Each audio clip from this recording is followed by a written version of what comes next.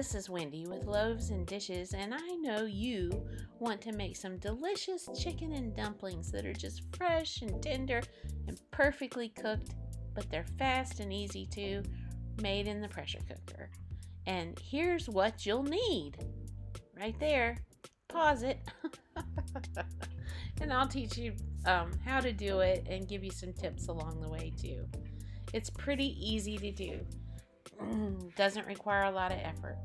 First thing you're going to do, there's the ingredients you'll need. But you can always go over to loavesandishes.net. The whole recipe is written out there for you. You can even print it out so you have it handy.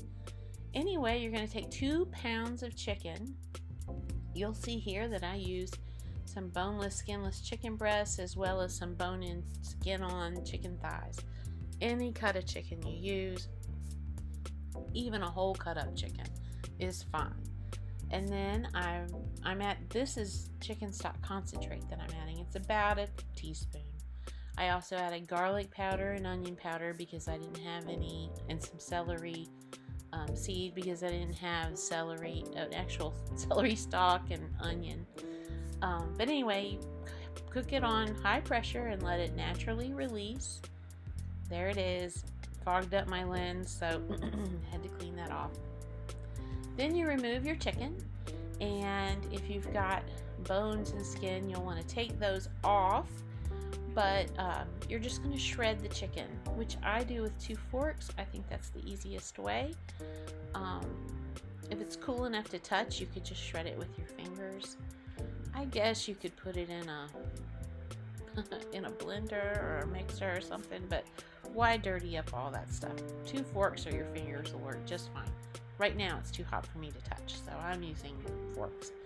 Anyway, that's what you're gonna do, and get it all shredded up. I'm gonna speed this up here because this gets quite boring watching me shred all this chicken. And then we're gonna add that with the juices to a large cooking pot. If your pressure cooker is large, you could just put it back in the pressure cooker and use that.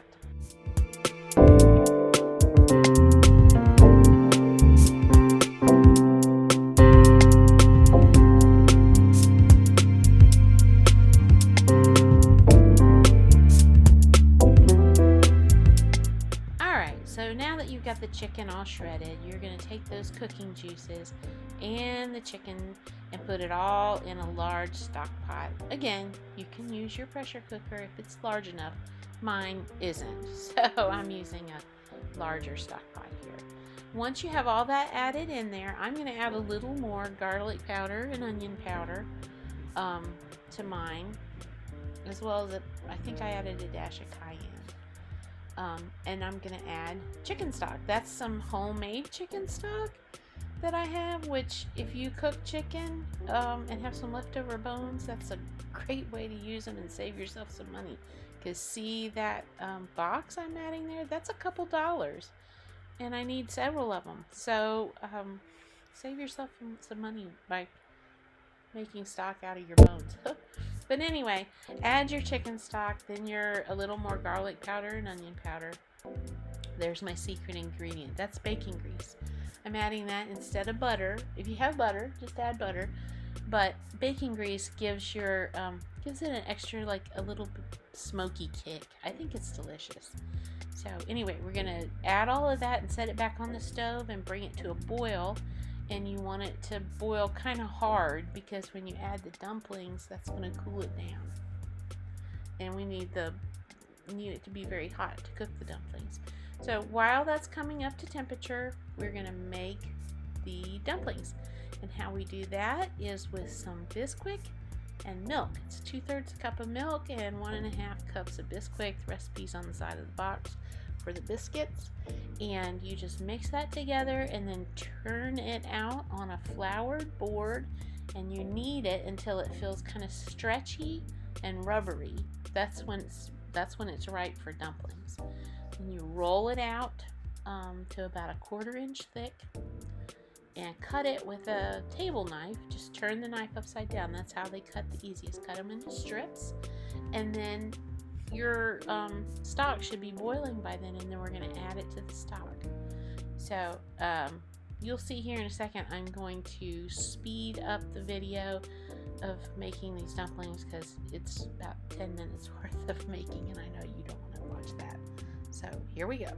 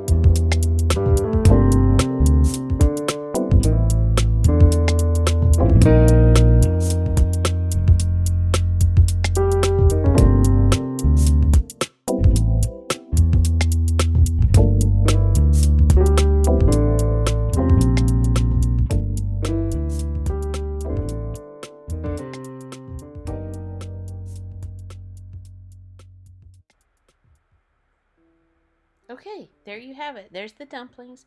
We're just going to add that to the boiling stock. You add them a few at a time. No, don't just dump them all in there. Gently lower them down into the stock. And you'll see that they immediately sink and then kind of pop back up to the surface. And then they really float. So you want to add them to a place in the stock where there isn't already a dumpling. If your surface gets totally covered, then take your spoon and pull some of the dumplings out of the way to make a spot to add one. And then you want to be so gentle with those dumplings because they really break and they'll disintegrate. So gently spoon the stock over the top and push them down into the stock to help them cook, and then put the lid on and just let them go. They're cooked when they start to sink again a little bit, and you can taste them and tell. And I'll speed up the rest of this so you can just watch.